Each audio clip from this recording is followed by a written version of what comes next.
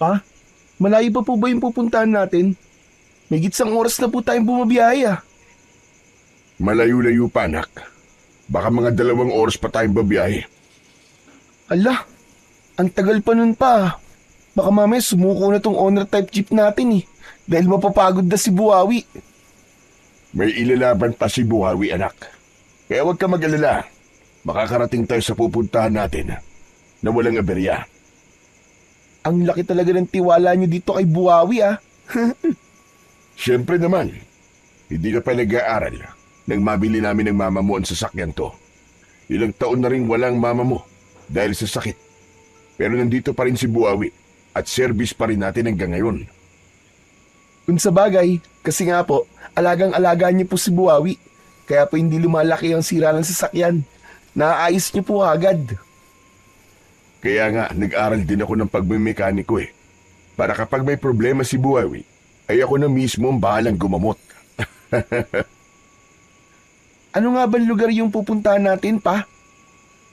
Sabi ng kumpare ko, bayan daw ng Santa Catalina. Patuloy sa pag-uusap ang mag-ama habang tumatakbo ang sasakyan. Biglang huminto ang owner type jeep. Kasunod ang biglang pag-usok ng makina ng sasakyan. Naku po, naloko na. Uminit na ang ulo ni Buhawi pa. Nag-overheat ang makina. Anak ng teteng, oo. Pa, napagod na po siguro si Buhawi. Kasi kanina pa po. Hala, sige. Bumaba na muna tayo. At nang makapagpahinga na rin si Buhawi. Bumaba ang mag-ama ng sasakyan. Binuksan ni Mang Rodan ang hood ng sasakyan upang sumingaw ito at lumabas ang usok mula sa makina. Kinuha niya rin ang tubig sa driver's seat at binuhusan yun. Nagdagdag din siya ng tubig. Pagkatapos ay iniwan muna ng mag-ama ang sasakyan at naglakad-lakad. Pa, ano na po kayang lugar to, no? Tignan niyo oh. Parang antahimik. Para pong walang nakatira dito, no? Wala akong natatanaw ng mga bahay. Oo nga eh. Tama ka, anak. Parang malayong-malayo na to sa mismong bayan. Grabing tahimik dito. Tama ka, anak. Itong sinasabi nila na nakakabinging katahimikan. Maya-maya pa ay may mga ibon na dumating at nagliliparan.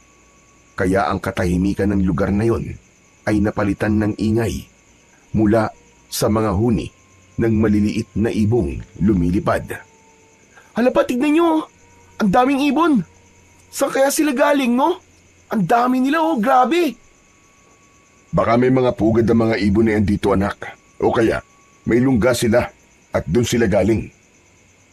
Naaliw ng husto ang mag-ama sa mga maliliit na ibong nagliliparan na tila ba naglalaro. Ang ilan sa kanila ay tila naghahabulan pa. May mga dumapo sa mga sanga ng puno, subalit umaalis din kapag nilalapitan ng ibang ibon. Pasado 4:00 na ng hapon ng mga sandaling yon. Ang totoo ay nagdalawang isip si Rodan sa imbitasyon ng kaibigan dahil nga malayong probinsya ang tirahan nito. Kaya lamang nahiya siyang hindian ang matalik na kaibigan.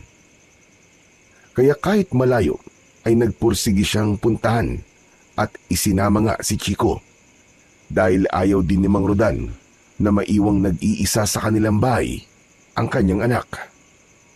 Maya-maya pa ay nagbalik na ang mag-ama sa kanilang sasakyan.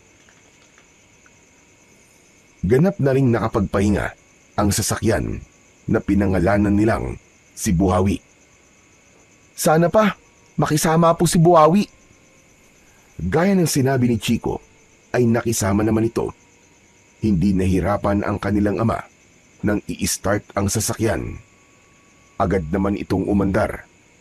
Kaya naman, napangiti si Mang Rodan dahil alam niyang nasa kondisyon uli si Buhawi.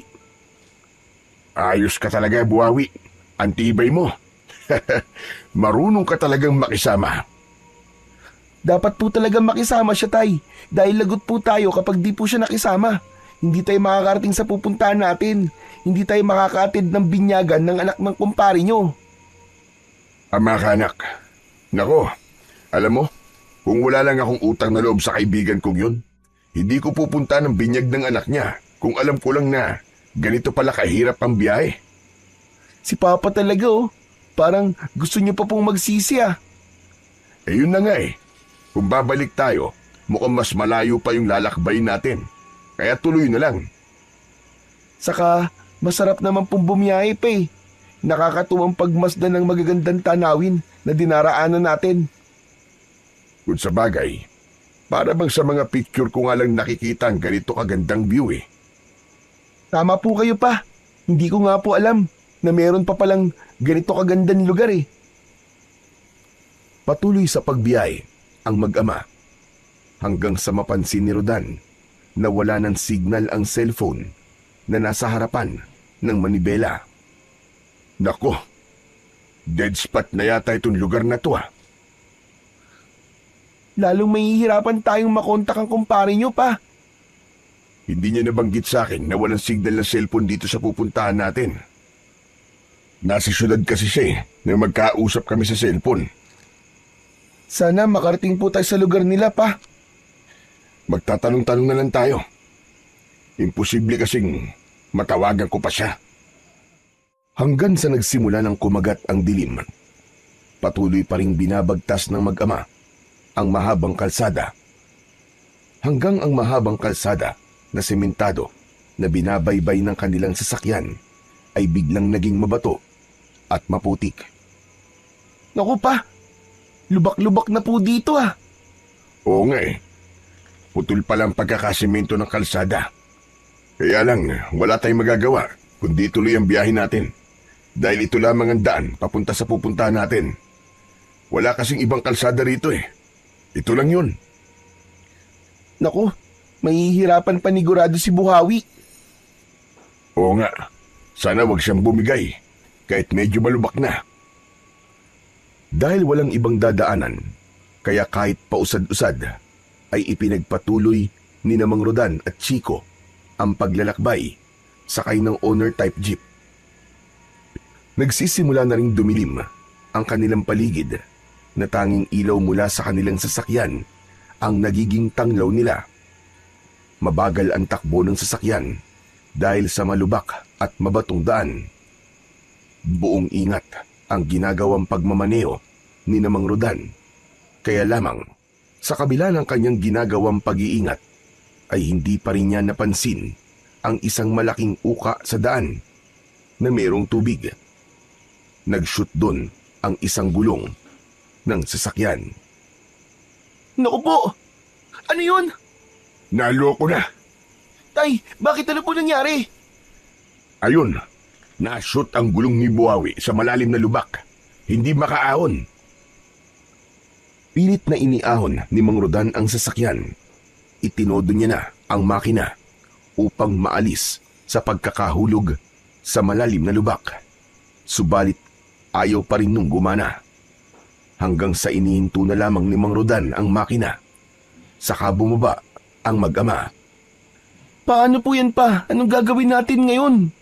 Ang dilim-dilim dito. Nag-iisip ako, anak. Wala pa naman signal ang cellphone ko. Paano tayong makakahingi ng tulong nito? Hindi tayo makakarating sa pupuntahan natin pa. Di po ba bukas na po ng umaga ang binyagan? Dapat ngayong gabi makarating po tayo doon. Oo nga, anak eh. Yun nga din ang iniisip ko. Kung paano tayo makakarating doon. Tsak, hihintayin pa naman tayo ron. Pambihira na yan, oo. Halika, anak. Bakit po pa? Saan po tayo pupunta? Maglalakad-lakad tayo. Magbabaka sakali na may makita tayo na tao na makakatulong sa atin. Pero wala pong mga bahay dito eh. Bahala na. Basta subukan natin maglakad-lakad. Baka may makita tayo. Saglit na bumalik si Mang Rodan sa sasakyan para kunin ang flashlight na naiwan doon. Pagkakuha ay sinimulan na nilang maglakad na walang tiyak na pupuntahan. Sabi nga nito ay magbabaka sakaling may taong makita na maaari nilang hingan ng tulong. Habang naglalakad sila, ay may nakita sila na tao sa may kalayuan na natatanglawan ng liwanag ng flashlight. Kaya nagmadali sila upang puntahan yon. Subalit pagkadismaya ang naramdaman ng mag-ama nang makita na hindi pala tao ang kanilang nakita, kundi kapirasong tela na naiwan at nakasabit sa sanga, na sa malayo ay aakalain mo talagang tao na nakasandal sa isang puno. Anak ng, nawaw, mali po tayo dun pa. Oo nga anak eh, ang bihira. Akala ko may maihinga na tayo ng tulong. Tela lang pala itong nandito sa puno. Pero pa, kung may tela po na naiwan dito, ibig sabihin po, may tao pong nagawi dito. Oo, tama ka anak. Kaya lang, nasa kaya ang taong yun? Ipagpatuloy na lang po natin ang paglalakad pa. Baka sa banda ron, medyo malayo dito. Sana may bahay po tayong makita. Hindi ka pa ba napapagod, Chico? Hindi pa po, saka ito po oh. Dinala ko po yung isang bag na mayroong biskwit at tubig. Kaya may maiinom po tayo. Ay salamat. Buti na lang pala't naisipan mong bitbitin yan. Naisip ko po kasi papalayo po tayo doon kay Buawi. Baka mauhaw at magutom po tayo, kaya po dinala ko.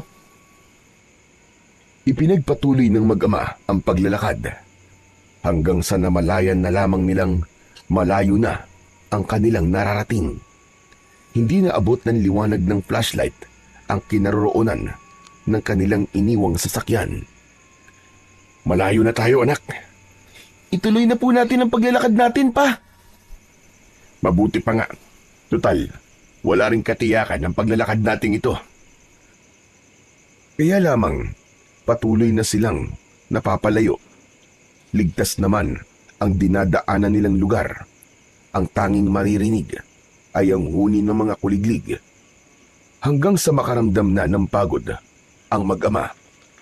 Pansamantala silang naupo sa isang malaking puno na nasinagan ng hawak na flashlight ni Mang Rodan. Dito muna tayo pa. Oo anak, baka delikado na rin kung ipagpapatuloy pa natin ang paglalakad. Mamaya may makasalubong tayo mabangis na hayop. Gabi pa naman, wala tayong laban sa mga yon. Saan po tayo matutulog? Dito, sa ugat ng puno. Teka lang, at lalagyan ko ng mga dahon tong nakalitaw na ugat para maaari mong pagpahingahan. Inipon ni Mang Rodan ang nakita niyang mga tuyong dahon para merong mahigaan si Chico. O ayan, pwede na yan anak. Pwede ka nang mahiga dyan. Kayo pa, saan po kayo matutulog? Wag mo na akong isipin anak. Basta matulog ka na para makapagpahinga ka kahit papano. Kakain po muna ako nitong biskwit pa para makainom na rin po ng tubig. O sige anak, habang natutulog ka, babantayan kita. Nang makakain ng biskwit si Chico, ay nakaramdam na ng antok ang bata dahil rin yun sa pagod sa paglalakad. Maya-maya pa ay nakatulog na ito. Narinig pa ni Mang Rodan ang mahinang paghilik ng bata. Bagya siyang napangiti.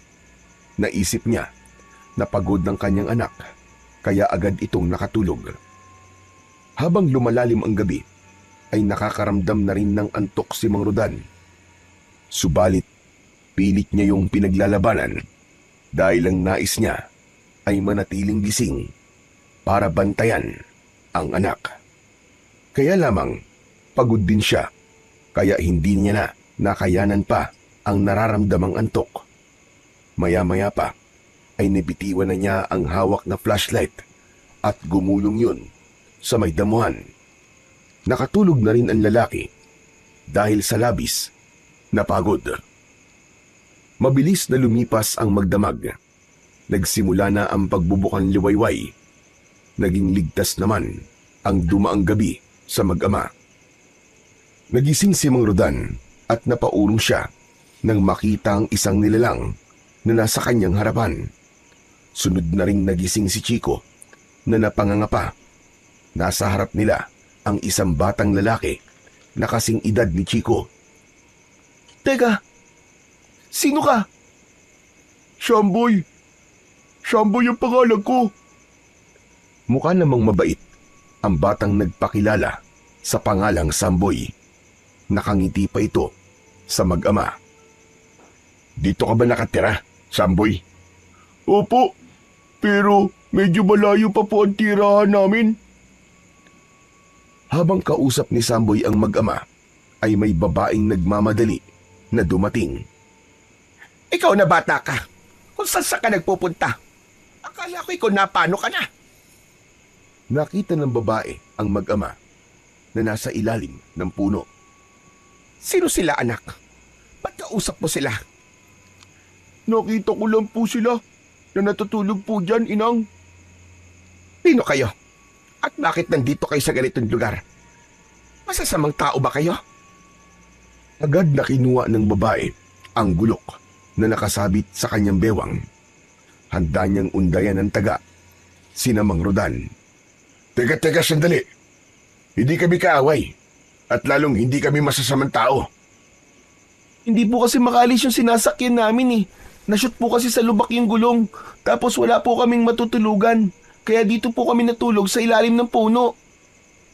Totoo ba ang sinasabi mo, ha, bata? Hindi kayo masamang tao? Hindi kayo mga halimaw? Hindi kayo mga aswang? Aswang?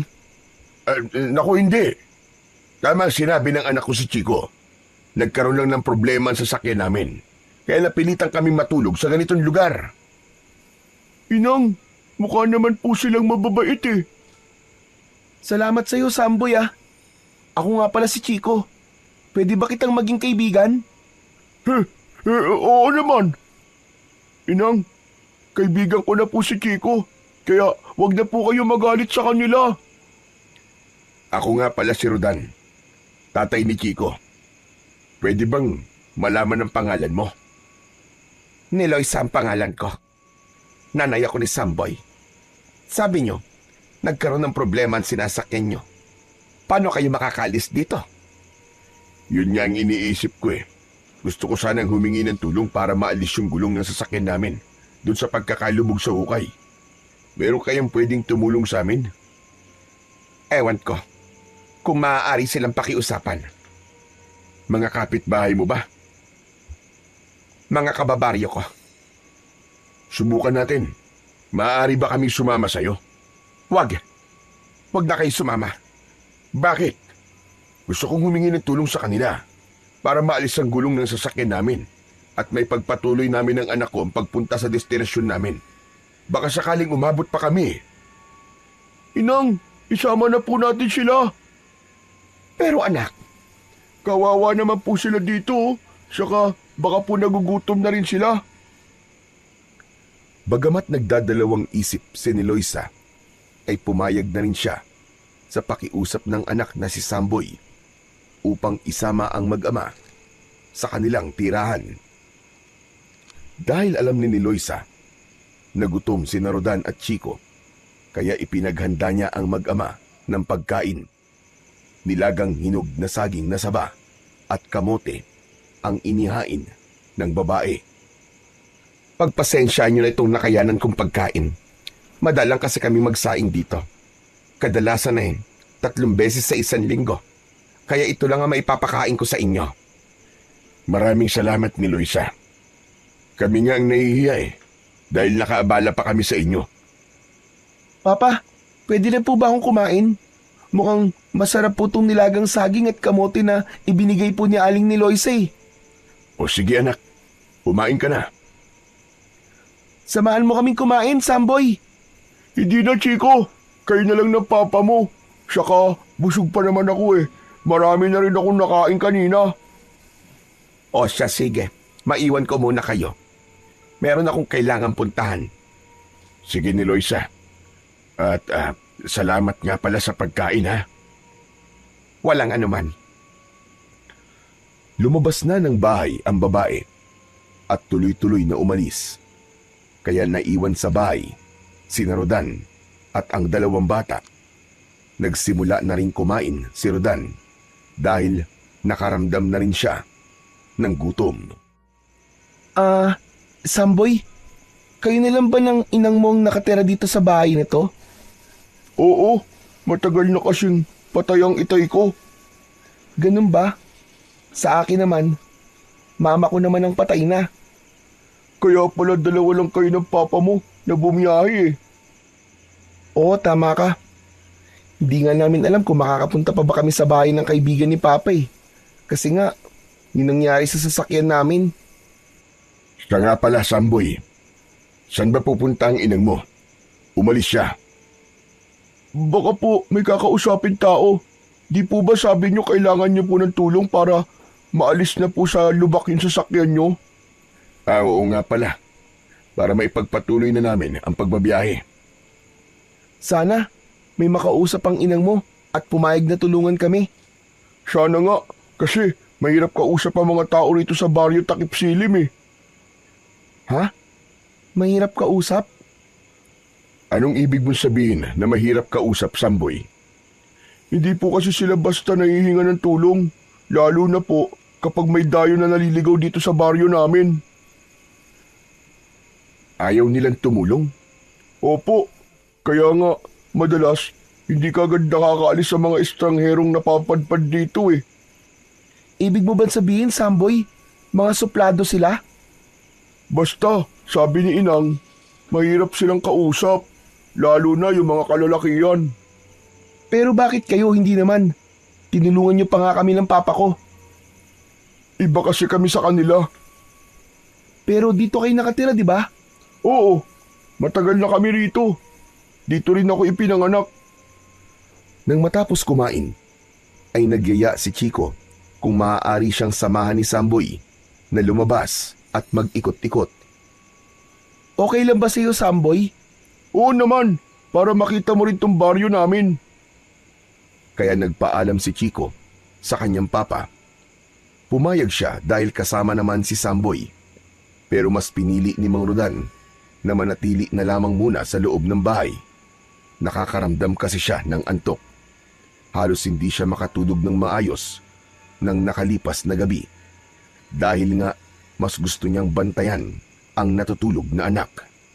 Isa pa, mahirap para sa kanya ang makatulog sa lugar na alam niyang anumang oras ay may kung anong hayop na maaaring umatake sa kanila. Samantala, habang naglalakad ang dalawang bata sa labas, ay may mangilan-ngilan na taga-baryo Takip Silim ang napapatingin sa dalawa. Bago kasi sa paningin nila si Chico, pinagmamasdan nila ang bata at titig na titig. Teka, Samboy, kinikilabutan ako. Bakit, Chico? Natatakot ka ba? Kuwan kasi. Ang sama makatingin ng mga kalugar mo. Masyadong seryoso. Ganun talaga sila, lalo na kapag mga dayo. Para kasing bigla na lamang mananakmal. Nakakatakot. Katulad ba ng ganito? Brr! Uy, huwag ka naman ganyan. Lalo mo naman akong tinatakot niyan eh. Masyado ka naman matatakotin. Basta, huwag mo nilang sila pansinin. Hanggat kasama mo ako, walang makikialam sa'yo dito. Kung sa bagay, sa kabisita mo kami, di ba? Kaya sagot mo ako. Parang gano'n na nga. Kasi, niyaya ko kayong pumunta dito sa bahay. Teka nga pala, ba't mo naisipang yayain kami ni Papa sa bahay niyo? Kasi nga, nakita ko na mukha naman kayong mababait. Saka, para may ibang tao kami makausap ni Inang. Bakit? Hindi ba nagsasalita yung mga taga rito sa baryo nyo? Nagsasalita naman. Kaya nga lang, paminsan-minsan lang. Ha? Anong ibig mo sabihin paminsan-minsan? Kasi nga, mas gusto nilang nasa loob lang sila ng bahay. Kung ganun pala, kukonti dito sa inyo mga marites. Ha? Marites? Pangalan yun ng isang kilala ni Ina na pinupuntahan namin minsan? Ang ibig ko sabihin, yung mga babaeng may hilig magkwentuhan, hindi pangalan. Yung nagkikismisan ba? Marites kasi ang tawag dun sa amin eh. Uy, meron din ganun dito, pero ilan lang. Hindi kasi sila pwedeng magkwentuhan sa labas ng bahay eh. Kasi nga, baka may magalit sa kanila. Delikado. Bakit naman delikado? Baka maging dahilan ng away. Mahirap kasi kapag nag-away-away ang mga taga rito sa baryo Takip Silim. Posibleng mauwi sa patayan. Ha? Ganun sila katatapang? Patayang kagad? Kaya nga hanggat maaari ay walang away na dapat mangyari dito. Kasi magiging magulo at madugo. Nagpatuloy sa paglalakad ang dalawang bata. Kaya hindi nila namalayan na malayo na pala ang nararating nila. Samantala, sa bahay kung saan naiwan si Mang Rodan ay nakaidlip na rin siya saglit. Subalit wala pa rin si Neloisa. Hindi pa rin bumabalik ang dalawang bata. Naalala ni Rodan ang cellphone na nasa bulsa ng suot niyang pantalon. Kinuha niya yon para lang madismaya dahil wala talagang signal ang kanyang cellphone at malapit na rin madrain ang battery. Kaya lalo nang siyang nawalan ng pag-asa na may matatawagan para humingi ng tulong. Naisa nang matulog uli ni Rodan nang may maramdaman siyang tila ingay. Subalit mahinang tinig yun. Kaya mula sa pagkakahiga sa isang kawayang upuan ay bumangon si Rodan at sumilip sa labas ng bahay. Nakita niya na may mga taong naroroon. Marahil ay nasa 6 ang bilang ng mga ito. Mga babae at lalaki at nakatingin sa bahay na kinaroroonan niya. Bakit kaya parang nakabantay dito sa bahay ang mga taong yun? Ibinukas ni Mang Rodan ng bahagya ang pinto at nakita siya ng mga taong tila nag-aabang. Matalim ang titig ng mga ito sa kanya. Subalit hindi nila magawang lumapit. Maya-maya pa ay nakita niyang dumating si Neloisa. Dinig na dinig niya na ipinagtabuyan nito ang mga taong tila nagbabantay sa harap ng bahay. Agad na pumasok ng bahay si Neloisa at isinara yun. Pasensya ka na sa mga yon ha? May kailangan ba sila? Wala. Nag-uusyoso lang ang mga yon. Kanino? Sa akin ba? Oo. Ngayon lang sila ulit nakakita ng estrangherong napadpad dito. Pero katulad nyo rin akong tao, di ba? Huwag mo na lang silang pansinin. Pabayaan mo na. Siya nga pala ni Loisa. Tungkol sa nasabi ko sa'yo, para makaalis na kami rito. Pasensya ka na. Ayaw nila. Walang gustong tumulong sa amin, ganun ba? Oo. Hindi ko sila mapilit. Tama nga pala sinabi ni Samboy. Mahirap kausap ang mga taga rito sa inyo. Asan nga pala ang dalawang bata? Hindi ko nakikita. Lumabas sila. Sinamahan ni Samboy si Chico para maglakad-lakad. Ano ka mo? Hindi nila dapat ginawa yun. Bakit naman? Basta. Teka, aalis muna ako. Saan ka pupunta? Hahanapin ko ang dalawang bata. Sasamahan na kita. Hindi. Dumito ka lang. At huwag kang lalabas hanggat hindi ako dumarating. Bakit ba ni Loisa? May problema ba? Basta. Sumunod ka na lamang sa bilin ko. Mamalagi ka rito sa loob ng bahay. At huwag na huwag kang lalabas kahit na ano pa ang mangyari. Nagtataka si Rodan sa sinabi sa kanya ng babae.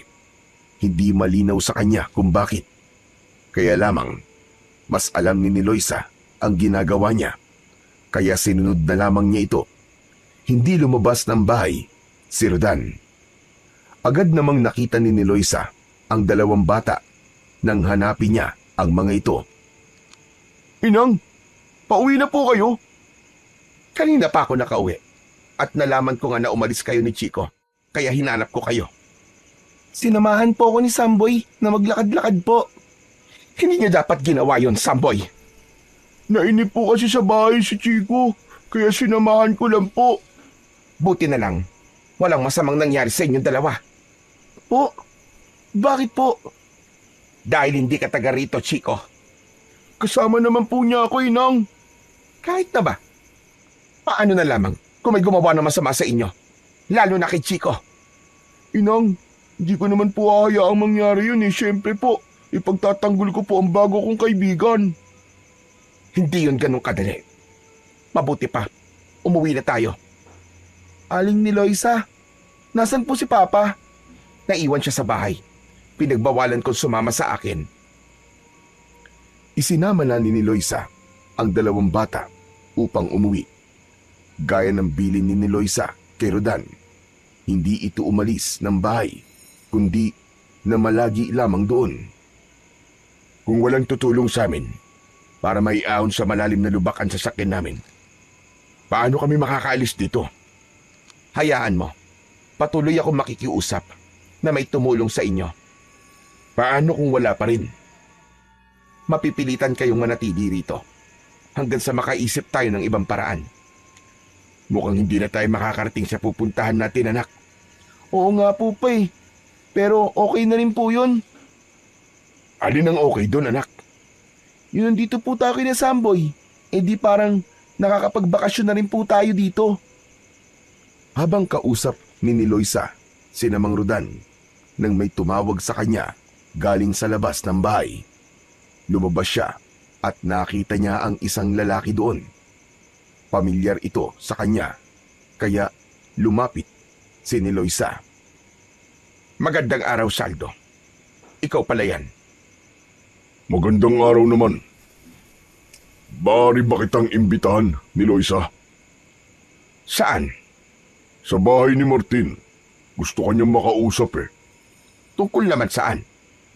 Sumama ka na lang sa akin para malaman mo. Ang pangalang Martin ay kilala sa baryo, Takip Silim. Isang taong hindi maaaring hindian ni Loisa, kaya wala siyang nagawa, kundi ang sumama kay Zaldo. Hindi na siya nagpaalam pa sa mga kasama niya sa bahay, kundi umalis na siya kasama ng lalaking sumundo sa kanya. Humarap siya kay Martin, gaya ng sinabi ni Zaldo. Mabuti naman at pinagbigyan mo ang imbitasyon ko sa iyo ni Loisa. Makakatanggi ba ako? Kung sa bagay, walang tumatanggi sa sinasabi ni Martin. Ano bang kailangan mo sa akin, Martin? Isang mahalagang bagay ni Loisa. At talagang hindi ka pa rin sumisira sa ating usapan. Alam ko na kung anong ibig mong sabihin, Martin. Dapat lang. Dahil yun naman talaga ang silbi niyo ng anak mo. Alam ko yon. Kaya nga, hindi ka maaaring tumanggi. Naiintindihan mo ba ako? Oo. Naiintindihan ko, Martin. Tahimik lamang si Loisa na nakinig sa mga sinabi ni Martin. Alam niya ang tinutukoy ng lalaking kaharap.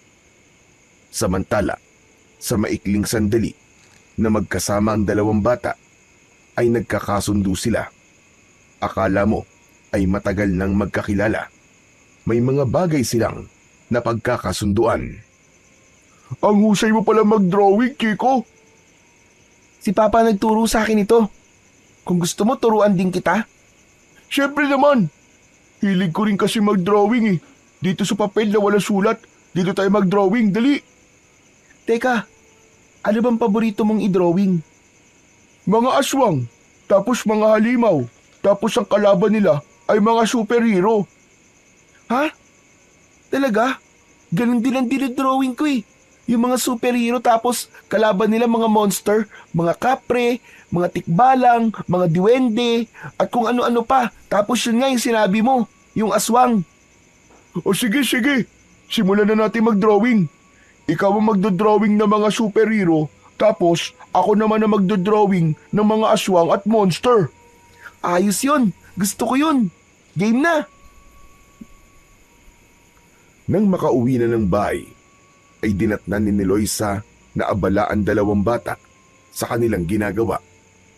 Napansin naman ni Mang Rodan ang kalungkutan ng babae.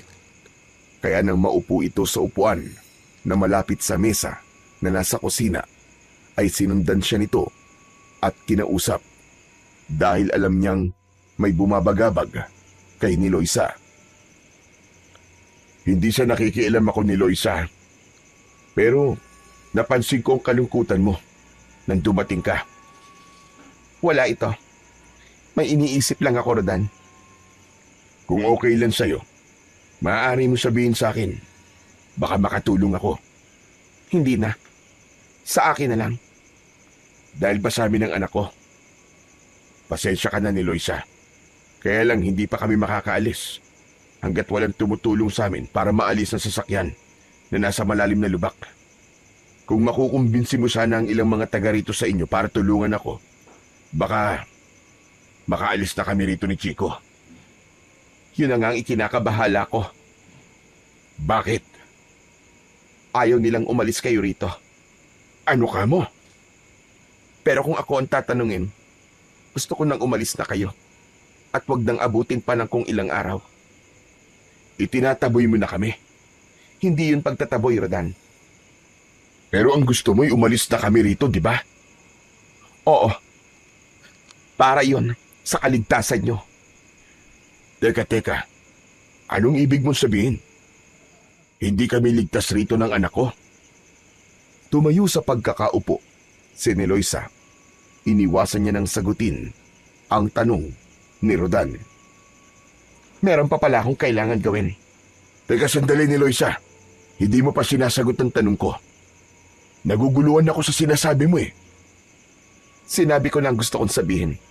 Nasa iyo na kung ano ang gagawin mo, Rodan. Iniwan na ni Niloisa ang lalaki. Subalit naging palaisipan kay Mang Rodan ang sinabi ng babae. Bagay na lumigalig sa kanya. Samantala, may mahalagang pinag-uusapan sina Martin at Saldo sa isang sikretong kwarto. Saldo, ikaw ang pinagkakatiwalaan ko. Alam ko yun, Martin. At huwag kang mag-alala. Kahit anong mangyari, hindi makakalabas ang anumang usapan natin. Dapat lang, dahil alam mo kung paano ako magalit. Oo, Martin. Kilalang-kilala na kita. Maglagay ka ng mga magmamanman kay ni Loisa. Hindi siya maaaring sumira sa kasunduan. Ako nang bahala doon, Martin. Kapag may napansin kayong kakaibang kilos mula kay ni Loisa na hindi nyo gusto, sabihin nyo agad sa akin. Hindi naman nawala sa isipan ni Mang Rodan ang mga sinabi ni Niloisa. Nakikita niya sa babae ang pag-aalala ng kausap niya ito kanina. Nilapitan siya ng anak na si Chico kasama si Samboy. Ipinakita nila kay Rodan ang kanilang mga drawing. Ipinagmalaki yun ni Chico sa kanyang papa. Papa! Tignan niyo po, oh. Ang husay din po ni Samboy. Parehas po kami mahilig mag-drawing. Tapos, tinuruan po ako ni Chico. Ang husay po niya gumawa ng mga superhero. Napansin ni Chico na tila hindi interesado ang kanyang papa sa kanilang mga sinasabi. Papa? Bakit po? May tinatanong ka ba, anak? May iniisip po ba kayo, Mang Rodan? Oo. Pasensya na kayo kung hindi ko ganun narinig ang mga sinabi nyo kanina. At teka, tungkol ba rito sa mga drawing nyo at sinasabi nyo sa akin? Opo, Papa. Kasi po, mahusay din po mag-drawing si Samboy. Sana nga po. Huwag na muna kayong umalis eh. Kasi po, ngayon lang po ako nagkaroon ng kaibigan na kagaya po ni Chico. Hindi ko po kasi kaibigan. Yung mga bata po dito sa amin, kakaiba po kasi sila. Kaya ayaw ko rin pong makipagkaibigan sa kanila. Anong kakaiba ang ibig mo sabihin, Samboy? Hindi po sila mahilig makipagkaibigan. Hindi po sila katulad ni Chico. Kahit ngayon ko lang po siya nakilala, parang matagal na po kami magkaibigan. Papa, pwede po bang magtagal po tayo rito ng ilang araw? Hindi ko rin masasabi kung ilang araw ba tayong mananatili dito, anak. Dahil hanggat walang tumutulong sa atin, hindi tayo makakaalis dito sa baryo Takip Silim. Tila hindi gaanong apektado si Chico sa sinabi ng kanyang ama dahil ang totoo ay nawiwili siya dahil meron siyang nakakalaro na bago niyang kaibigan. Sapagkat sa kanilang tirahan ay halos wala rin siyang kalaro. Unang gabi ni Rodan at Chico sa bahay ni Loisa. Lubha na siya nag-aalala at nababahala. Pasensya na kayo ni Loisa. Baka sobra na kaming nakakaabala sa inyo. Wala namang problema sa akin na nandito kayo. Pero yung sasabihin ng mga kapitbahay mo, baka mag-isip sila ng hindi maganda tungkol sa'yo. Wala akong pakialam sa kanila. Hindi ka ba okay sa kanila ni Loisa? Hindi sa ganon. Kaya lamang, iba kasi ang interes nila. Saka hindi sila mahilig gumawa ng chismis. Dahil ibang bagay ang kanilang binibigyan ng halaga. Pero habang nandito kami ng anak ko, huwag kang mag-alala. Kami na munang bahala sa inyo. Pwede nyo kaming maging bantay.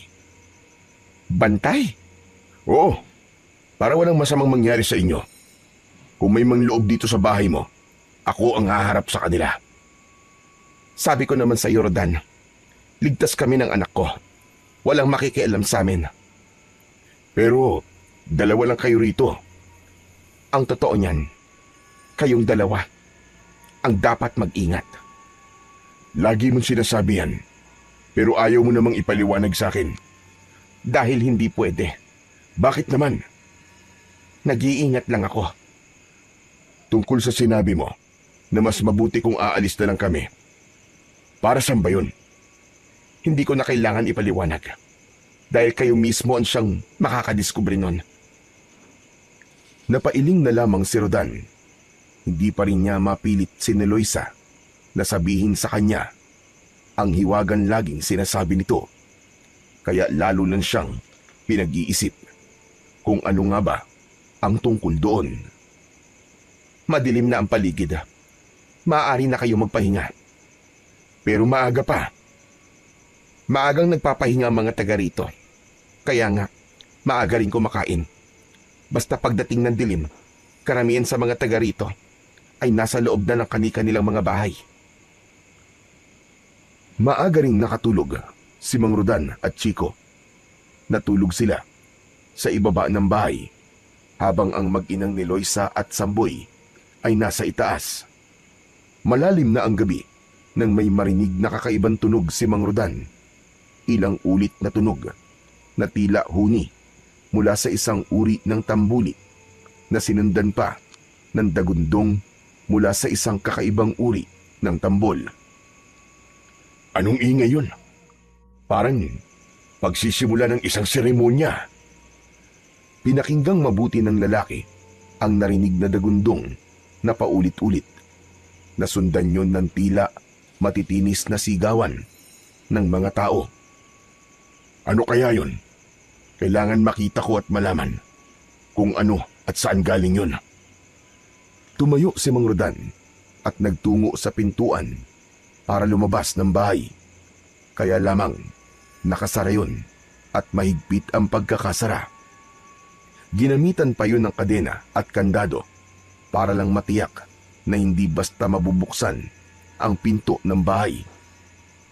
Iisa lang ang ibig sabihin ng kandadong ikinabit dito ni Loisa. Ayaw niyang magpalabas ng bahay. Pero paano ko malalaman yung naririnig ko?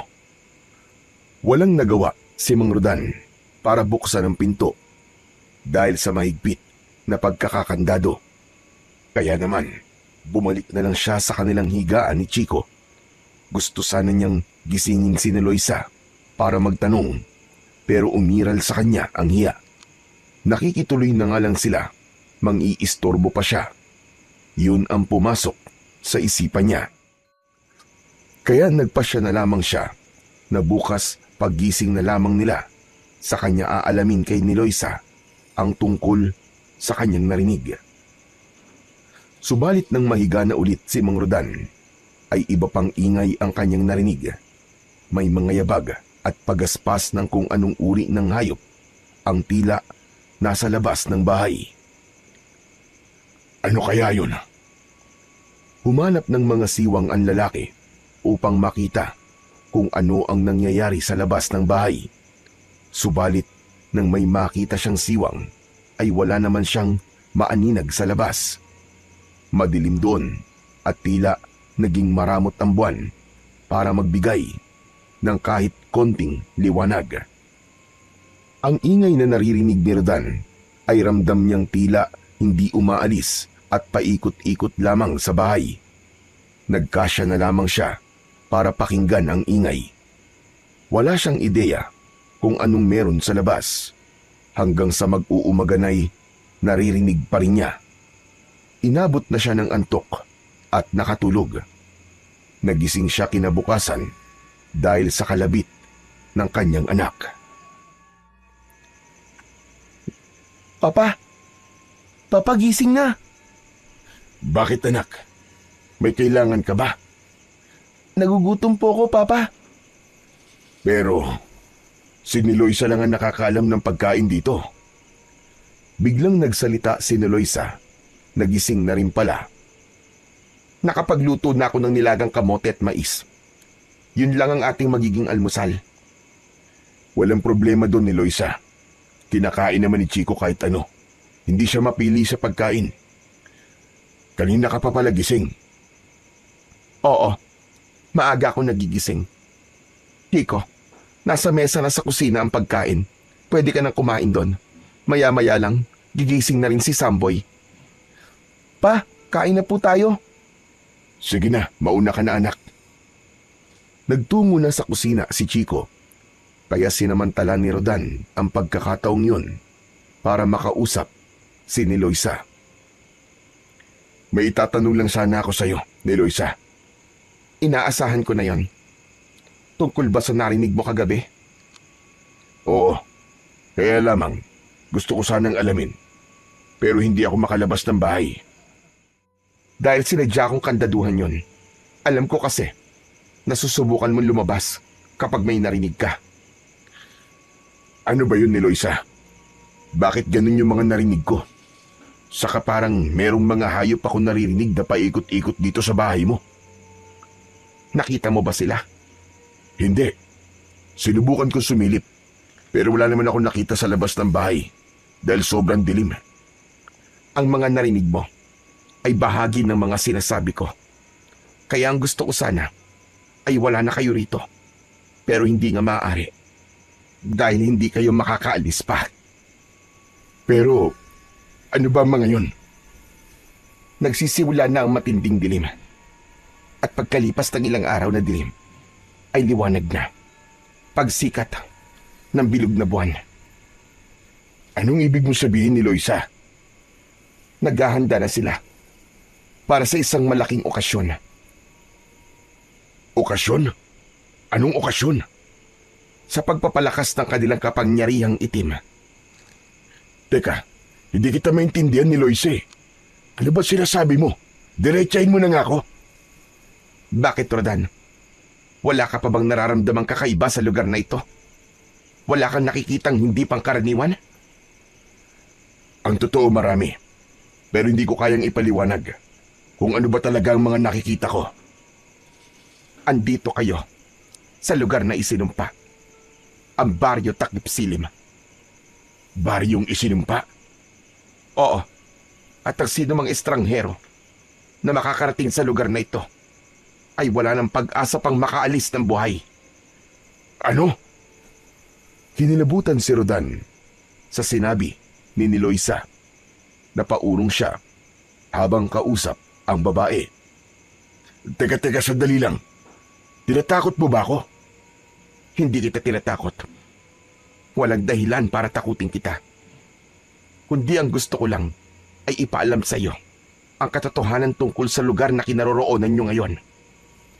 Kung sinabi mong lugar ng mga isinumpa ang baryong to, anong klaseng nilalang ang mga narito? Nilalang mula sa dilim.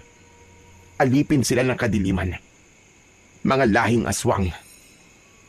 Nanlaki ang mga mata ni Rodan sa sinabing yon ni Niloisa. Gustong manginig ng kanyang katawan. Ibig sabihin, nasa baryo kami ng mga aswang? Oo. Baryo, kung saan namumungad ang iba't ibang uri ng aswang. Ang mga naninirahan dito ay mga taong isinumpa. Kung ganun, pati kayo ni Samboy. Hindi, Rodan. Maliban sa amin ng anak ko. Hindi nila kami kauri. Kaya nga, nagawa naming asikasuhin kayo at pakitaan ng mabuti. Dahil hindi kami kagaya ng mga taga rito sa baryo Takip Silim. Paano nangyari yun? Hindi kayo aswang. Pero nandito kayo mag-ina sa lugar nila. Tapos, walang masamang nangyayari sa inyo. Dahil hindi nila kami maaaring galawin. Kami ng anak ko. Pero bakit nga? Dahil kailangan nila kami ng buhay. Kaya walang sino man ang maaaring gumalaw sa amin. Hindi kita maintindihan ni Loisa. Hindi pa ito ang tamang oras para ipaalam ko sa Rodan. Kaya nga nag-aalala ko sa inyong mag-ama. Dahil kayo ang target ng mga aswang kagabi. Kalat na sa buong baryo ang tungkol sa estrangherong napadpad dito sa baryo Takip Silim. Tinangay na rin ng hangin ng inyong amoy. Kaya natatakam na sila. Yung narinig kong parang isang pagtitipon na may huni ng tambul-tambol. Anong ibig sabihin nun? Isang kasiyahan at isang uri ng seremonyas ukol sa kanilang lakas, gaya ng aking nasabi. At ang dugo nyo, ang kailangan nila.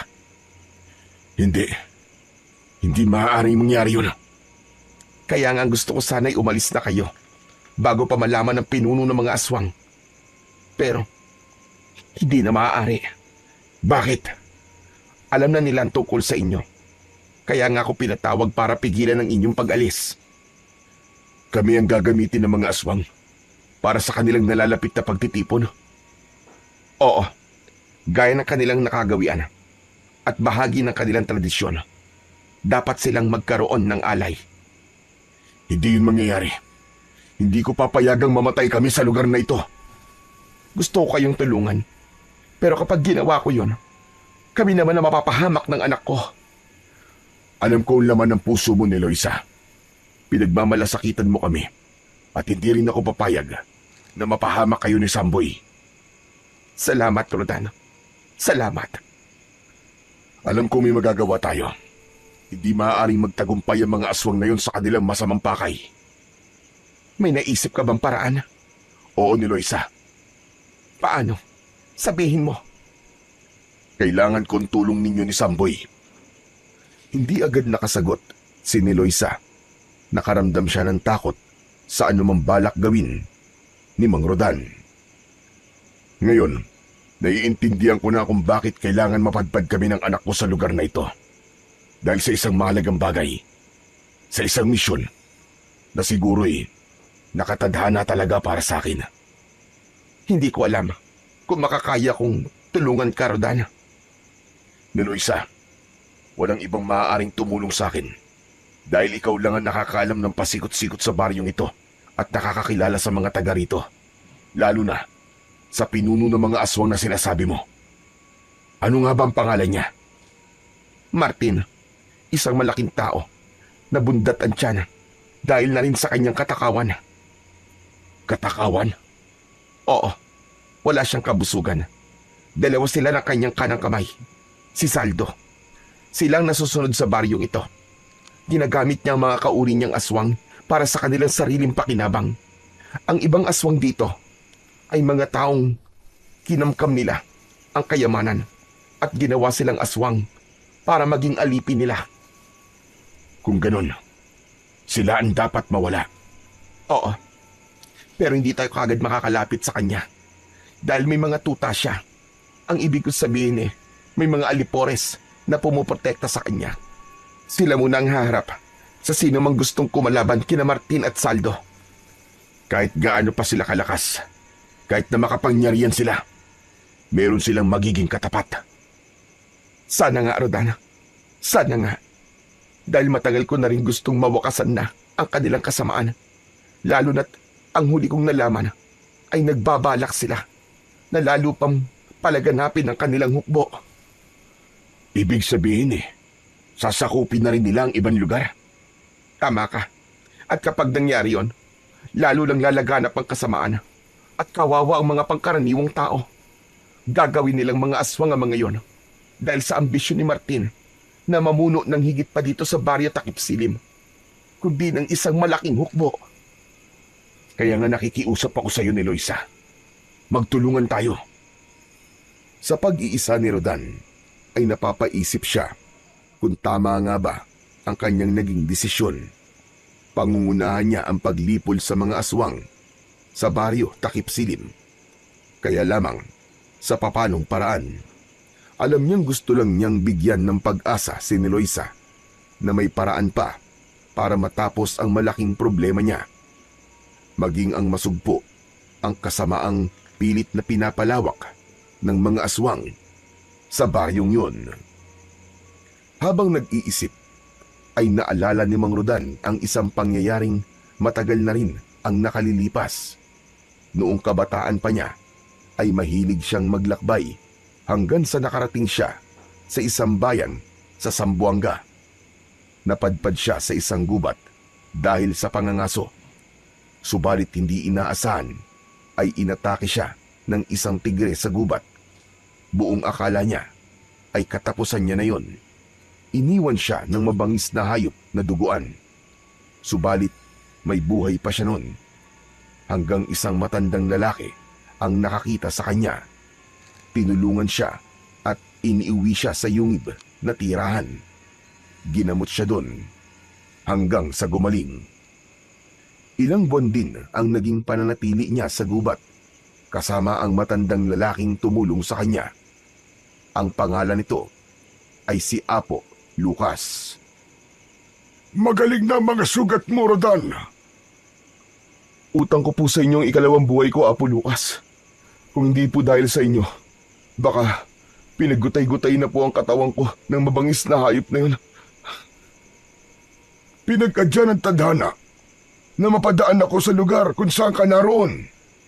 Siguro nga po, dahil ang gusto ng may kapal ay mabuhay pa po ako. Tama ka, dahil may plano pa siya sa'yo. Ano po kaya ang plano sa akin ng may kapal, Apo Lucas? Darating din ang araw na malalaman mo yun, Rodan.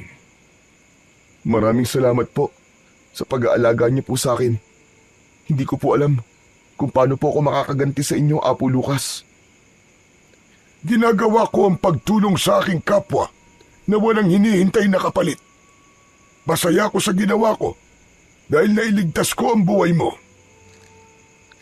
Apo Lucas, gusto ko nang bumalik sa syudad. Ikaw ang bahala. Gusto ko sana kayong isama, Apo Lucas. Iwan niyo na po ang buhay niyo rito sa gubat. Salamat na lang, Rodan. Pero hindi ko matatanggap ang iyong alok. Ayaw niyo pong umalis dito? Tanggap ko na ang uri ng buhay na meron ako. Ang gubat na ang aking mundo. Pero may mas magandang buhay pa po sa syudad. At ako po ang bahala sa inyo. Matanda na ako. At ang syudad ay para lamang sa mga kabataan. Sa mga nagsisimula pa lang. Hindi sa katulad ko na naghihintay na lamang ng takdang oras. Kung talagang yan na po ang desisyon nyo, hindi ko na po kayo pipilitin. Lalo na kung mas masaya po kayo rito sa gubat. Tama ka. Ang kasiyahan ko ay ang mga simpleng bagay.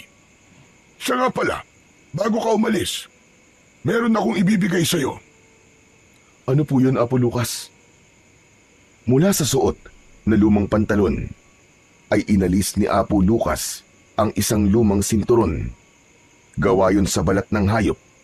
Iniabot yun ng matanda kay Mang Rodan. Para sa'yo. Kunin mo ito. Pero sa inyo po ito, Apo Lucas. Ibinibigay ko na sa'yo ngayon. Bakit po? Mas kailangan mo to, Rodan. Dahil nakikita ko, marami ka pang gagawin sa buhay mo. Maraming salamat po. Hayaan niyo po. Papakiingatan ko po ang sinturon na ito. Huwag mong kalilimutang isuot yan. Lalo na kung tutungo ka sa malalayong lugar. Bakit po? Kailangan mo yan. Dahil hindi yan isang pangkaraniwang sinturon. Ho? Hindi pangkaraniwan? Teka, ano pong ibig niyong sabihin, Apo Lucas? Magagamit mo yan sa takdang panahon. Ang sinturong yan ang magsasabi kung kailangan mo na siyang gamitin. Teka, hindi ko po kayo maintindihan eh. Malalaman mo rin, kaya wag mong hayaang mawala yan sa'yo. Doon natapos ang pagdaloy ng alaala ni Mang Rodan. Bigla siyang napahawak sa kanyang bewang. Buti na lang at naalala niyang isuot ang sinturon bago sila bumiyahe. Hindi pa rin niya nalilimutan ang mahigpit na bilin sa kanya ni Apo Lucas. Inalis niya sa kanyang bewang ang sinturon at pinagmasdan niyong maigi. Pero wala naman siyang nakitang kakaiba. Isang lumang sinturon lang yun. Habang pinagmamasdan yun ni Rodan, ay siya namang paglapit ng anak ni Chico na may pagtataka. Papa, bakit po?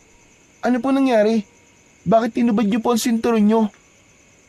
Wala anak, Saan niyo po gagamitin yan? naisipan ko lang na tignan. Dahil may naalala ko. Papa, siya nga pala, may sasabihin po ako sa inyo. Kanina kasi, magkasama kami ni Samboy. Lumabas kami dyan, malapit lang. Tapos, habang naglalakad-lakad kami, masama ang tingin ng mga taong nakakita sa amin. Kaya natakot kami. May ginawa ba sila sa inyo? Wala naman po, kaya lang, sinundan kami. Kahit saan po kami pumunta. Itinataboy nga po ni Samboy pero ayaw pa rin umalis. Sunod po ng sunod sa amin. Anong ginawa nyo? Eh di tumakbo na lang po kami ni Samboy hanggang sa makauwi po rito. Anak nang. Mukhang tama nga si ni Loisa. Tama si Aling ni Loisa? Saan po? Sa ugali ng mga tao rito.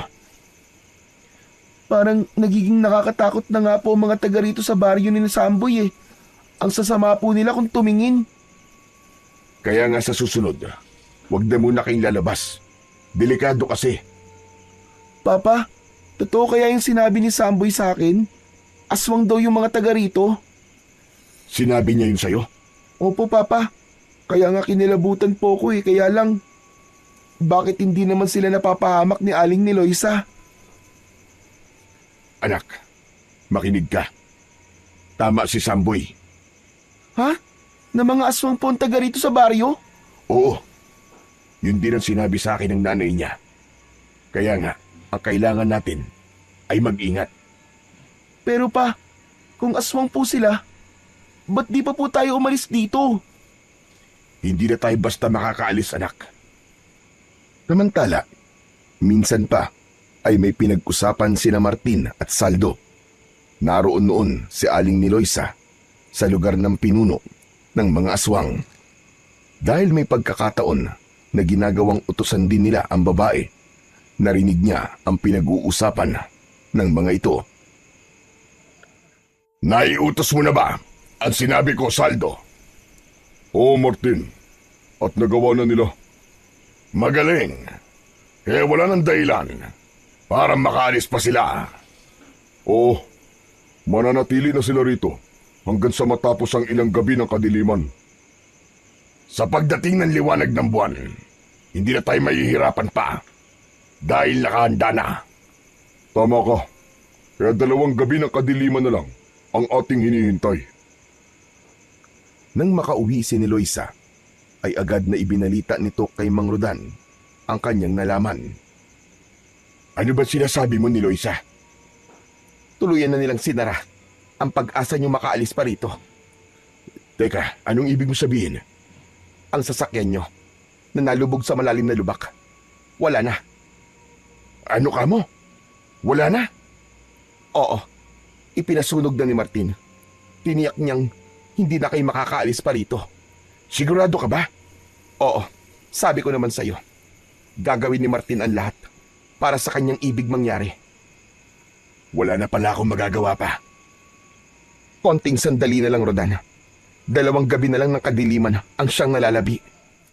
Huwag kang mag-alala. May naisip na ako. Handa na rin ako, Rodan. Sigurado ka? Oo, 2 lang ibang tutulong sa'yo kundi kami ni Samboy. Ikalawang gabi, ninarudan sa baryo Takip Silim. Gaya ng dati, muling nakakandado ang bahay ni Eloisa. Tiniyak ng babae na hindi makakalabas si Rodan at hindi makakapasok ang anumang nilalang mula sa labas.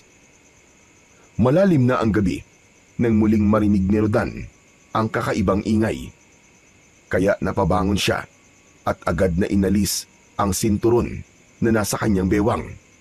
Pagkaalis niya sa sinturon, ay gano'n na lang ang gulat niya nang ang sinturon ay nagliwanag at naging matigas na parang isang espada. Totoo ba itong nakikita ko? Parang espadang sinturon na ibinigay sa akin ni Apo Lucas. Hinawakan yun ni Mang Rodan at tila may puwersang humihila sa kanya upang lumabas siya ng bahay. Malakas ang puwersang yun, kaya lamang ay nakasara ang pintuan. Hahatawin sana ni Rodan ang kandado ng pintuan gamit ang mahiwagang sinturon nang marinig niya ang boses ni Eloisa. Huwag, Rodan! Huwag mong gawin yan! Napalingon si Rodan. Nagising si Eloisa dahil marahil sa ingay ng mga aswang na nasa labas ng bahay. Pero Eloisa, natitiyak kong mga aswang ang mga nagkakandaingay sa labas ng bahay niyo. Oo, tama ka. Nagpipilit silang pumasok dito sa bahay dahil naaamoy nila kayo ni Chico. Bakit mo ko pinipigilan? Dahil maling harapin mo ang mga aswang. Pero hindi mo ba nakikita tong hawak ko? Hindi ito pangkaraniwang sinturon. May taglay itong kapangyarihan. Bigay ng isang kaibigan. Ngayon ko lang naintindihan ang mga sinabi niya sa akin na tungkol dito. Kapag dasaktan mo ang mga aswang na nasa labas, makakarating kay Martin ang tungkol doon at maaaring masira ang naisip kong plano. May naisip kang plano? Oo, Rodan. Mas magiging mainam kung sa huling araw ng kadiliman gagawin natin ang paglipol sa mga aswang kung saan naroon ang lahat ng kampo ng dilim. Mukhang may punto ka ni Eloisa. Kaya nga, maling harapin mo ngayon ang mga aswang na nasa labas dahil iilan lang sila.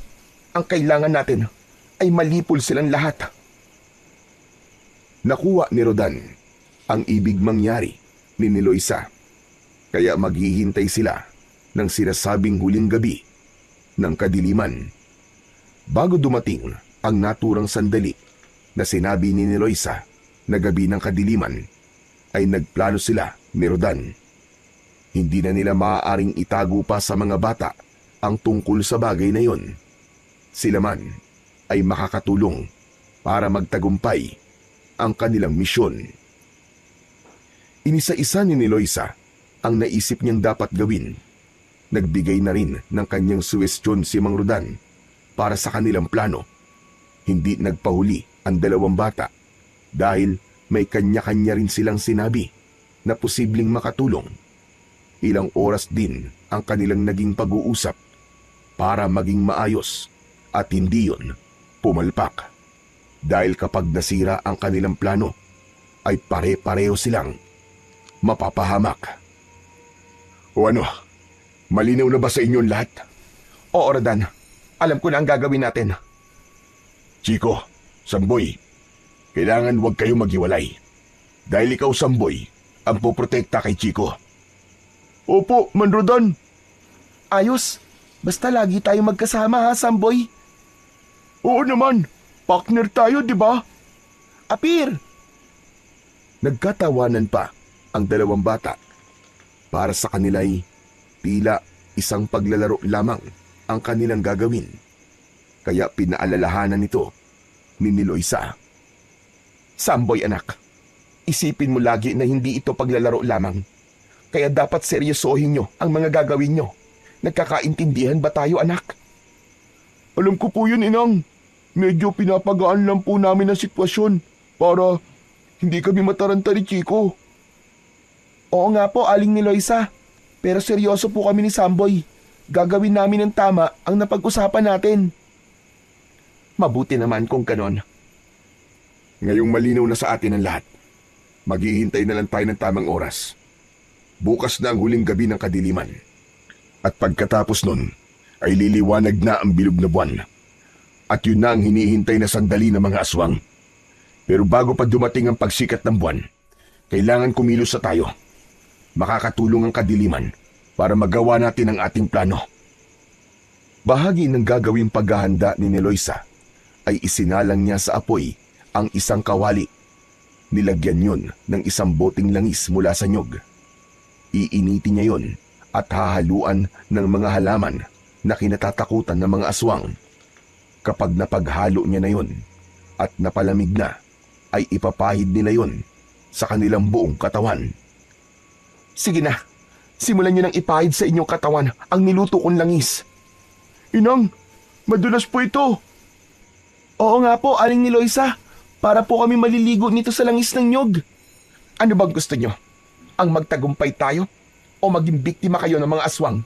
Sige, sabihin niyo. Siyempre po, ang magtagumpay po tayo, Inang. Huwag na nga tayong magreklamo, Samboy, kung para sa kaligtasan natin tong pagpapahid ng langis ng nyug sa katawan natin. Sige na, gawin nyo na. At kami naman pagkatapos nyo. Kailangan makapaghanda na tayo. Sayang ang oras. Kumilos na ang dalawang bata.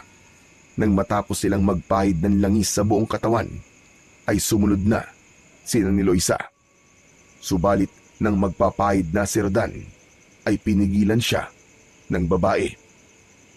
Teka, Rodan, hindi ka kasama. Pero sabi mo, kapag ipinahid ko sa aking katawan ang langis na to, ay hindi tayo maaamoy ng mga aswang. Ganun na nga. Pero sabi ko nga sa iyo, sa naging pag-uusap natin, ay kailangan ka nila. Kukunin ka rito ng mga tauhan ni Martin. Yun ang kanilang plano. Kapag nagpahid ka ng langis, malalaman nila yon at magdududa sila. Iiwan kitang nag-iisa dito sa bahay para kunin ka ng mga alagad ni Martin. Sige, sige. Naiintindihan kita. Doblehin mo ang iyong pag-iingat, Rodan. Huwag ka mag-alala. Andito ang makapangyarihang sinturon. Hindi niya ako pababayaan. Iwasan mo munang gamitin yan. Sabi nga, ang kailangan nating mabingwit at malipol ay hindi lang ang maliliit na isda, gaya ng mga sapsap at butete. Higit ay yung mas malalaki pa, yung dambuhala. Yun ang dapat nating hulihin. Oo, alam ko ni Eloisa. Naiintindihan ko. Kaya aalis na kami at may iwan ka rito. Dahil yun din ang naging utos nila sa akin. Iniwan na ni Eloisa si Rodan at isinama ang dalawang bata. Nagtataka ang mga ito, subalit ipinaliwanag ng babae ang dahilan. Habang naglalakad sila, ay labis ang pag-aalala ni Chico para sa kanyang papa. Aling Eloisa, okay lang po ba talaga dun si Papa? Oo, Chico. Walang masamang mangyayari sa kanya. Magtiwala ka. Saka diba, sabi niya may taglay siyang sandata laban sa mga aswang. Oo, yung sinturon niya yun, Samboy. Kaya hindi ka dapat mag-alala sa papa mo. Sige na nga, saka ipagpipray ko na lang si Papa na sana walang masamang mangyari sa kanya. Oo, tama yun. Sasamahan pa kita, Chico. Parehas tayo magdadasal. Samantala, sa lugar ng mga aswang na pinamumunuan ni Martin at Saldo, magpadala ka ng mga tao na magpapaalala kay ni Eloisa. Oo, Martin. Gagawin ko. Kailangan makuha na natin ang estrangherong yon. Uunahin natin ay ang lalaki. Dapat na siyang madala dito sa atin para sa ating pagtitipon bago pa matapos ang gabi ng kadiliman. Nag-iisa na si Rodan sa bahay ni Eloisa nang maramdaman niyang may mga yabag na dumating. Isa lang ang naisip niya. Dumating na ang mga tauhan ng pinunong aswang para kunin siya. Gagamitin siya para gawing alay sa pagtatapos ng gabi ng kadiliman. Malayang nakapasok ang mga inutusang tauhan. Teka, sino kayo? Anong kailangan nyo? Huwag ka na magtanong. Kayo ba ang inutusan ni Martin at Saldo? Sabi naman sa'yo, huwag ka na magtanong. Tumahimik ka na lang. Hinawakan ng dalawang lalaki ang magkabilaang kamay ni Rodan. Isa ang naglagay ng takip sa kanyang mata at meron ding nagtali sa kanyang mga kamay. Teka, saan niyo ako dadalhin? Ang kulit mo rin ano? Sabi ko na huwag ka na magtanong eh. Nagpupumiglas si Mang Rodan, kaya nahirapan ang mga lalaki na dalhin ito. Kaya isang malakas na suntok sa sikmura ang pinakawalan nito. Labis na nasaktan si Mang Rodan. Nanghina ang kanyang katawan at nawalan ng malay. Dahil nawalan na ng malay si Mang Rodan, ay malaya na nila itong nabitbit. Inilabas siya ng bahay at isinakay sa isang kariton na hinila naman ng kalabaw. Saka dinala sa lugar ni na Martin. Mula sa kalayuan ay nakita ni na Niloisa at dalawang bata ang ginawang pagkuha ng mga tauhan ni Martin kay Mang Rodan. Kaya walang tigil sa pag-iyak ang batang si Chico. Akala ko po ba, Aling Niloisa, walang mangyayaring masama sa papa ko. Pero bakit ganun?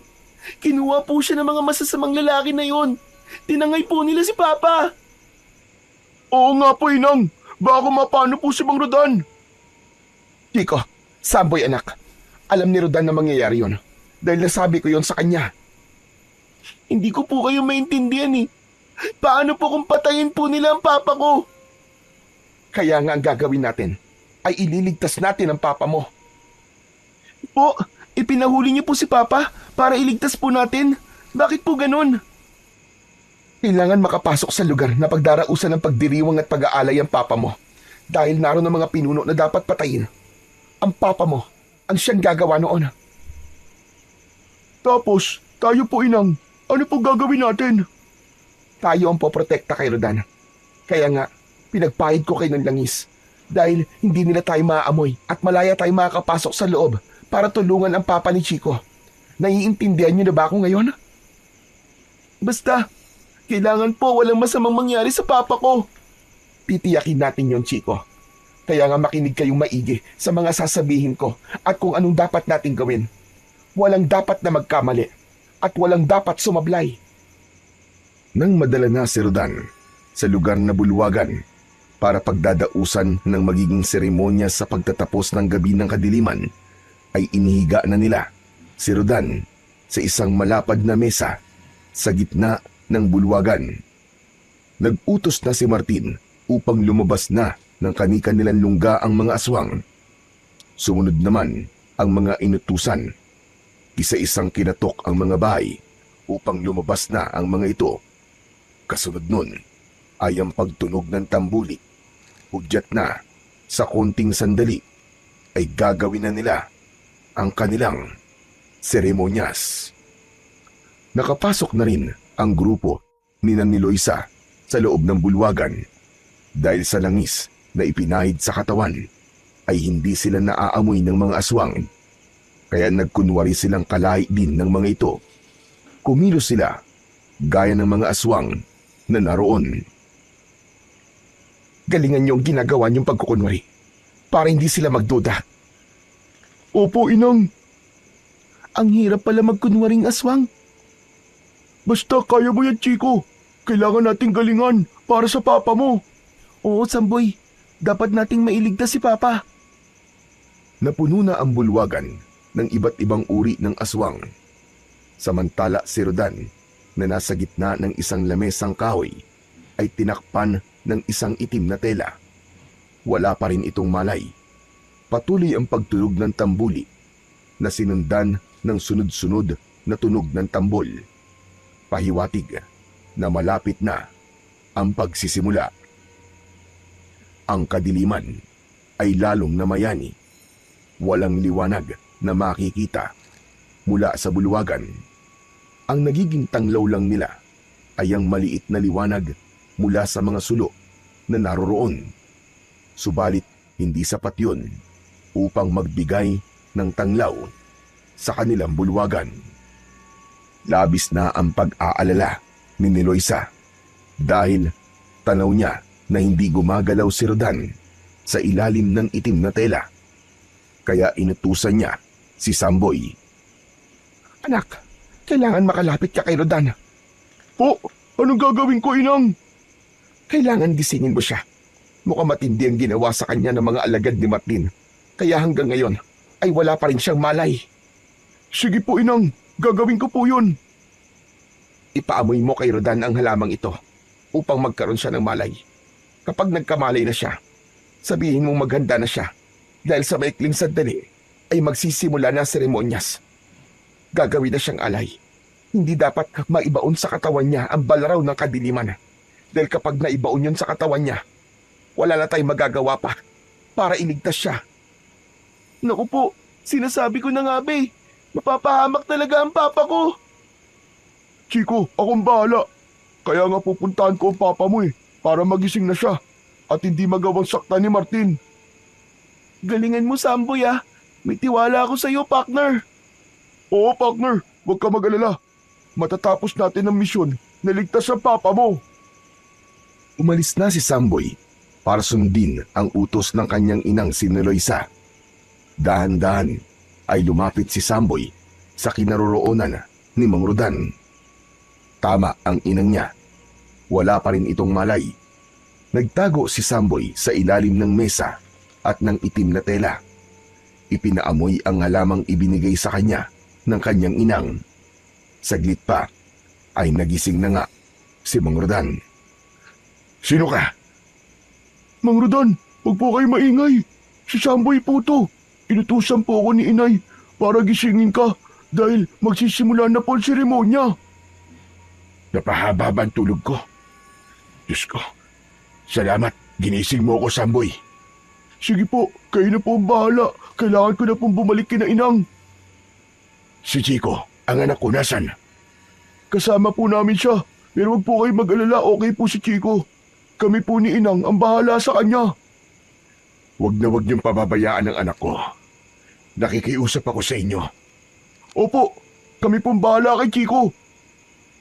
Yun ang huling sinabi ni Mang Rodan bago siya tuluyang iniwan ni Samboy. Subalit hindi pinayagan ni Rodan na umalis ang bata. Bakit niyo po hinawakan ang kamay ko, Mang Rodan? May ibinulong si Mang Rodan kay Samboy. Nanlaki ang mga mata ng bata sa sinabi nito. Nagdadalawang isip si Samboy sa ibig mangyari ng tatay ni Chico. Pero, Mang Rodan, ako ang bahala sa'yo. Hindi kita pababayaan. Pero, hindi po yun ang plano niyo ni inay, di ba? Alam ko, kailangan baguhin ang plano para sa ating kaligtasan. Pangako, ako ang bahala sa'yo. Hindi kita hahayaang mapahamak. Dahil sa pakiusap ni Rodan, ay napapayag niya si Samboy. Pero gaya ng kanyang ipinangako, hindi niya pababayaan ang bata. Patuloy na lumipas ang mga oras. Sumapit na ang takdang sandali para sa gagawing seremonyas ng grupo ng mga aswang. Hindi mapakali si Eloisa dahil hindi pa bumabalik ang anak na si Samboy. Bakit wala pa siya hanggang ngayon? Oo nga po, Aling Eloisa. Hindi pa po bumabalik si Samboy. Ano na kaya ang nangyari doon? Malinaw naman ang biling ko kanina. Nagigisingin lamang niya si Rodan at bumalik na siya rito. Subalit, bakit hindi pa siya bumabalik hanggang ngayon? Muli nang tumunog ang tambuli at tambol. Mas naging maingay ang bulwagan dahil sa pagsisimula ng seremonya ng mga aswang. Umakyat na sa isang maliit na entablado ang pinuno ng mga aswang na si Martin, kasama ang kanang kamay nito na si Saldo. Ngayon na ang gabing ating pinakahihintay. Sa pagtatapos ng gabi ng kadiliman, ay iaalay natin sa dilim ang isang nilalang. Kaya salamat sa iyo, Eloisa, dahil hindi mo binibigo ang lipi ng mga aswang. Ikaw ang nagdadala ng taong magiging alay at hindi ka pa pumapalpak kailanman. Ibinigay ni Saldo kay Martin ang isang balaraw. Humalakhak pa si Martin nang hawakan niya yun. Dinilaan pa ang talim nito. Sa dugo ng estrangherong dumating dito sa ating baryo na nasa mesang yan, muling mananariwa ang ating lakas at kapangyarihan. Kaya ihanda ang drum ng alak na hahaluan ng dugo ng estranghero. Pagkatapos, sama-sama tayong iinom at magsasaya. Nagsigawan at nagpalakpakan ang mga aswang na pinamumunuan ni Martin. Saldo, alisin na ang itim na telang nakatakip sa estranghero. Muling nagsigawan ang mga kampo ng dilim. Subalit nang alisin ni Saldo ang talukbong na telang itim sa nilalang na kanilang magiging alay, ay ganoon na lamang ang pagkagulat nila. Samantala, mula sa hindi kalayuan ay pinagmamasdan ni Niloisa at Chico ang mga nangyayari. Parang sinakal at sinuntok ang dibdib ni Niloisa nang makita niya ang anak na si Samboy ang nakahiga sa malapad na lamesa. Wala roon si Rodan na gaya ng kanilang plano at nalalaman. Aling Niloisa, kaya pala di nakakabalik si Samboy. Siya pala yung nakahiga doon na natatakpan ng telang itim. Hindi po si Papa. Anong kalokohan ito? Bakit ginawa yun ni Rodan? Samantala, napaurong naman si Martin nang makita na si Samboy ang nilalang na kanilang iaalay. Hindi siya! Hindi siya dapat nakahiga dyan, Saldo! Anong kalokohan ito? Pinagtitripan mo ba ako? Hindi, Martin. Sigurado ko na ang estranghero mismo ang inilagay doon. Pero nasaan nga? Nasaan siya? Hanapin niyo siya. Hindi maaaring hindi matuloy ang seremonyas. Hindi pwedeng hindi makainom ng alak na may dugo ng estranghero ang mga kauri natin. Narinig niyo ang utos si Martin. Kumilos kayo. Hanapin niyo ang estranghero. Tiyak nandito lang siya at hindi pa nakakaalis sa lugar na to. Magmadali kayo! Nagmamadali namang pinuntahan ni Niloisa si Samboy. Niyakap ang anak. Halika anak, lumayo tayo rito. Bilis! Agad na sumama si Samboy sa kanyang ina. Gaya ng nasabi dati pa ni Niloisa, ay hindi sila pinakikialaman ng mga aswang. Hindi sila kailanman maaaring maging biktima ng mga ito. Kaya hindi maaaring patayin si Samboy upang gawing alay. Samantala, patuloy sa paghahanap ang mga tauhang inutusan ni Saldo. Pumasok sa kanyang kubol si Martin dahil sa naudlot na seremonyas. Saka na lang siya lalabas kapag natagpuan na nila ang estrangherong magiging alay. Nakakubli naman ng mga sandaling yon si Mang Rodan upang hindi makita ng mga aswang na humahanap sa kanya. Hindi rin siya maaamoy ng mga ito dahil nakapagpahid na siya ng langis na ginawa ni Aling Niloisa. Nagtabi siya ng langis na inilagay niya sa isang maliit na boteng sisidlan. Naisip niya yun dahil alam niyang kakailanganin niya. Kaya hindi nga siya nagkamali. Nagamit niya ang itinabi niyang langis. Habang nakakubli siya, ay dinaan-daanan lamang siya ng mga aswang. Matindi ang kadiliman, kaya hindi siya basta-basta nakikita.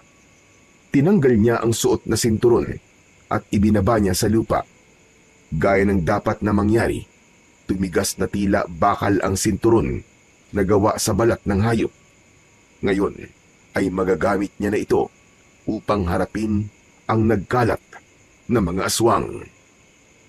Dahil paruot parito ang mga aswang sa paghahanap kay Rodan, kaya nang makasalubong niya ay agad niyang sinugod gamit ang kanyang sandatang sinturon. Putol ang kamay at braso ng aswang na tamaan. Tagpas din ang ulo kapag tinatamaan sa leeg. Nagkagulo ang mga aswang nang malaman ang nangyari sa kanilang mga kasama. Lahat sila ay nagtulong-tulong upang sunggaban si Mang Rodan, ngunit hindi nila kaya ang lakas at bilis nito sa pakikipaglaban. Hindi lang pala sandata ang silbi nito sinturon na to. May kakaiba ring bilis at lakas na ibinigay sa katawan ko.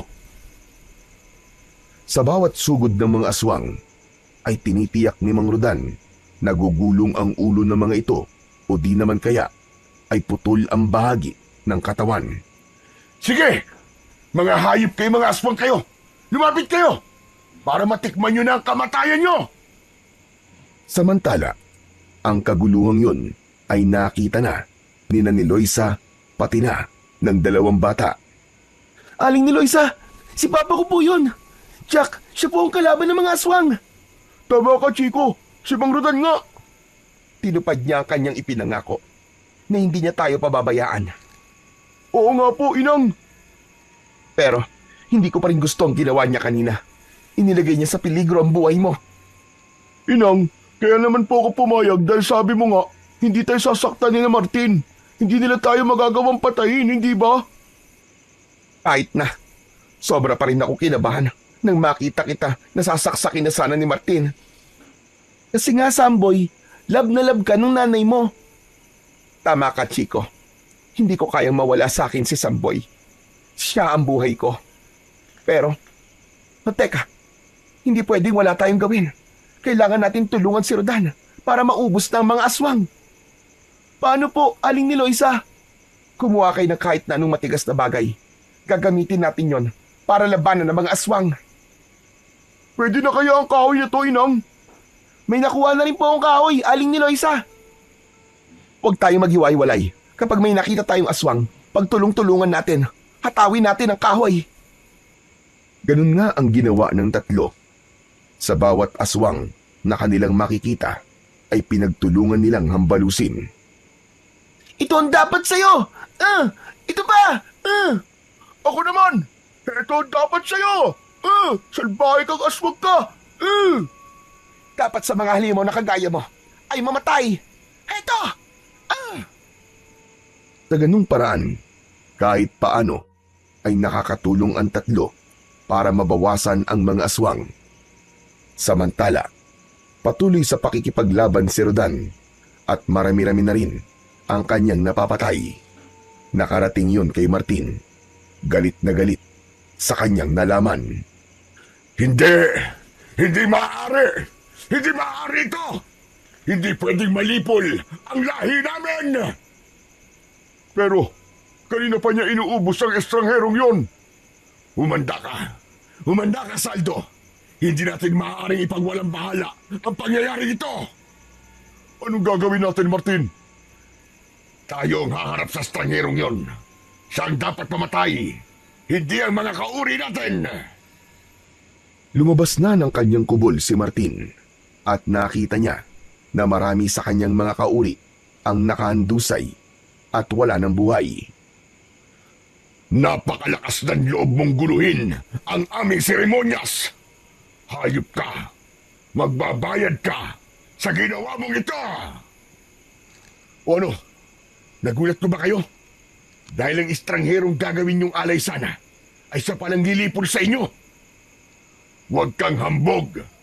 Akala mo ba tapos ka na? Hindi. Nagkakamali ka.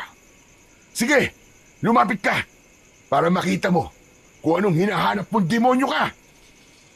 Pagkatapos nun, inihanda ni Rodan ang sandatang hawak niya.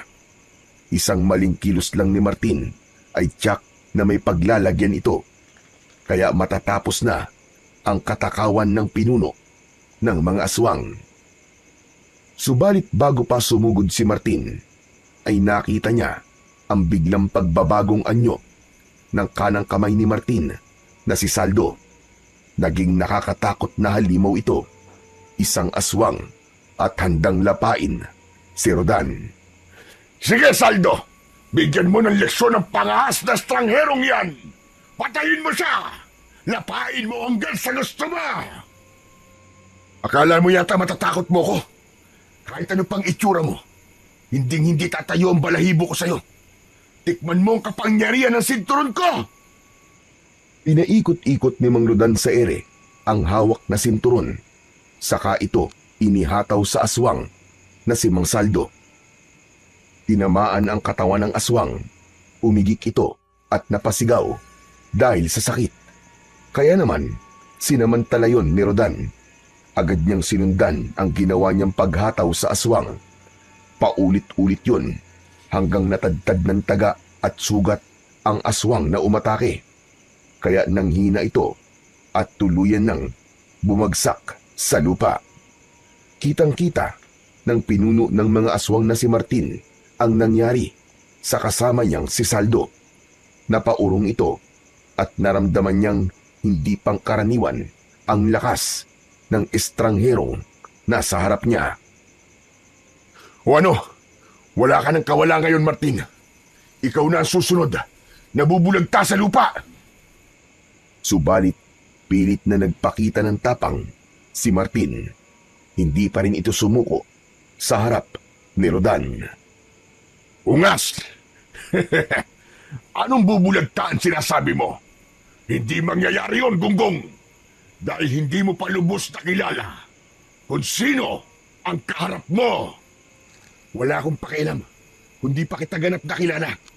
Ang tanging alam ko lang, kailangan ka nang mawala para matapos ng kademonyohan mo at makaligtas na rin sa kamay mo sina ni Loisa. Ayun sa'yo na ang mag-ina kung yun ang gusto mo. Total, napakinabangan na namin siya. Tinugod ni Mang Rodan si Martin. Subalit sa pagsugod niyang yon ay kitang-kita niya ang pagbabago ng anyo ng pinuno ng mga aswang. Naging isang dambuhalang buhaya ito na halos sumabog sa laki ang tiyan. Anak ng, anong klaseng halimaw ito? Isang aswang na naging dambuhalang buhaya? Humahampas pa ang malaki at mahabang buntot ng dambuhalang buhaya. Ginagamit niya yun upang atakihin si Mang Rodan. Subalit mabilis ito at agad na nakakaiwas. Nagwala ang dambuhalang buhaya. Ang bawat madaanan ay winawasak gamit ang kanyang bibig na may malalaki at matatalas na pangil. Dapat akong mag-ingat sa buhayang to. Pero hindi ko siya katatakutan. Kaya't tumitsyempo si Mang Rodan kung paano niya aatakihin ang dambuhalang buhayang aswang. Inihanda niya at mahigpit na hinawakan ang kanyang gamit na sandata. Pinagmamasdan niyang mabuti ang bawat kilos nito kung paano niya ito susugurin at papatayin. Matalas ang tingin ng buhaya sa kanya. Pinag-aaralan din ng buhaya ang bawat kilos ng estranghero. Samantala, kanina pa nakamasid sa kanila sina ni Loisa at ang dalawang bata. Pigil ang hininga ng mga ito dahil natatakot din sila sa posibleng mangyari kay Mang Rodan. Nag-iisip si ni Loisa kung paano niya matutulungan ang lalaki. Kaya kinausap niya ang dalawang bata. Makinig kayong mabuti. Kailangan nating tulungan si Rodan para madaig niya ang dambuhalang buhaya. Po, paano po, Inang? Ano pong gagawin natin, Aling ni Loisa? Lilikha tayo ng ingay para sirain ang atensyon ng buhaya. Hahagisan natin siya ng kahit na ano para mabulabog siya. Sa ganung paraan ay makakakilos si Rodan. Makakagawa siya ng paraan upang dumiskarte at makakuha ng tiyempo. Ganun na nga ang ginawa ng mga ito. Nag-ingay at naghagis ng iba't ibang matitigas na bagay papunta sa dambuhalang buhaya. Dahil sa ginawa ni Loisa ay nataranta ang dambuhalang buhaya. Nabaling ang atensyon niya sa ingay na ginagawa ni Loisa. Kaya naman, sinamantala ni Mang Rodan ang sandaling yon upang atakihin ang dambuhalang buhayang si Martin.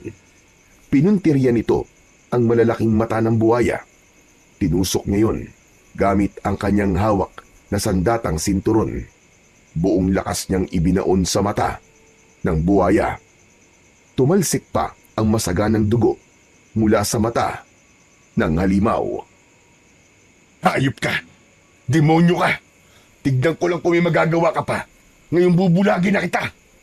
Ngayon naman, ang isa mo namang mata, ang bubulagin ko. Nagwala ang buhaya. Pumipilig-pilig ito, kaya tumalsik si Rodan ng tamaan ng ulo ng buhaya. Subalit agad naman itong nakabangon. Hinugot niya sa mata ng buhaya ang ibinaong sandata. Nagpaikot-ikot ang buhaya. Hindi alam kung saan pupunta. Hindi na ito makakita pa, kaya wala na sa tamang direksyon ang pinupuntahan nito. Habang nagpapaikot-ikot ang buhaya, ay muling humanap ng tiyempo si Mang Rodan. Alam niyang hindi niya kakayaning patayin ito kung itatarak niya ang kanyang sandata sa likod ng buhaya. Masyadong makapal ang balat nito, kaya dapat niyang maitarak ang sandata sa gawing tiyan. Kaya habang nagwawala ang buhaya, ay lumapit si Mang Rodan. Tila nagpapatintero dahil sa bilis ng galaw ng buhaya at maaaring tamaan siya ng buntot. Hanggang sa magkaroon ng pagkakataon ang lalaki, nakatsyempo siya dahil pansamantalang hindi gumalaw ang dambuhalang buhaya. Kaya buong puwersa niyang ibinaon ang armas sa tiyan nito. Pagkabao nun, ay iginalaw-galaw niya ang sandata na tila hinahalukay ang tiyan ng halimaw hanggang makalika ng malaking sugat sa tiyan. Mula sa malaking buta sa tiyan ay umagos ang masagana at malansang dugo ng buhaya. Dahil sa pangyayaring yon, ay nanahimik ito na tila ba nakaramdam ng panghihina. Maya-maya pa ay tuluyan na itong tumahimik. Ganap ng pumayapa ang buhaya. Patay na ito. Wala ng buhay ang pinuno ng mga aswang na naging buhaya na si Martin. Nang makita naman ni Loisa na ligtas na sila, ay masaya silang lumapit kay Mang Rodan. Napakahusay mo, Rodan. Nagawa mo. Napatay mo ang mga aswang. Pati na ang pinuno nilang si Martin. Wala na rin. Malaya na ang baryong ito. Ang galing niyo po, Mang Rodan. Para po kayo superhero. Siyempre, papa ko yan eh. Magaling talaga at matapang. Kung ano man yung nagawa ko, dahil na rin yun sa tulong nyo. Maging sa tulong ng mahiwagang sinturon na ito. Ang galing naman ng sinturon mo, Mang Rodan. Pwede siyang gawing parang espada. Parang sandata talaga ng mga superhero. Dahil wala ng panganib, kaya bumalik na sa dati ang sinturon at isinuot na yon ni Mang Rodan. Wala nang kinakatakutan nyo ni Loisa. Ligtas na kayo ni Samboy. Salamat, Rodan. Magkakaroon na rin kami ng kalayaan at makakaalis na sa lugar na ito. Ayaw na naming manirahan sa isinumpang lugar na ito. Huwag kayong mag-alala. Akong bahala sa inyo. Sa pag-alis namin dito, ay kasama kayo ni Loisa. Tutulungan ko kayo magsimulang muli. Siya nga pala, hanggang ngayon hindi mo pa rin sinasabi kung bakit hindi kayo maaaring saktan at patayin ng mga aswang. Pati na ng pinuno nila na si Martin. Ano bang meron sa inyo ni Loisa?